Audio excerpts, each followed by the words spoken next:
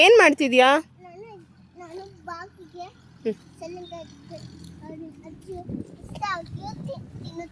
ಅಜ್ಜಿ ಸುಸ್ತಾಗಿ ತಿನ್ನುತ್ತಾ? ಅಜ್ಜಿಗೆ ಇಷ್ಟ ಆಗಿ ತಿನ್ನುತ್ತಾ? ನೀನು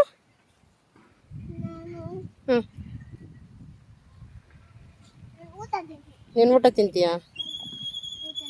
ನೀನು ಇದನ್ನ ತಿನ್ನು. ಏಯ್, ಏನಿದು? ಎಷ್ಟೊಂದಿದೆ?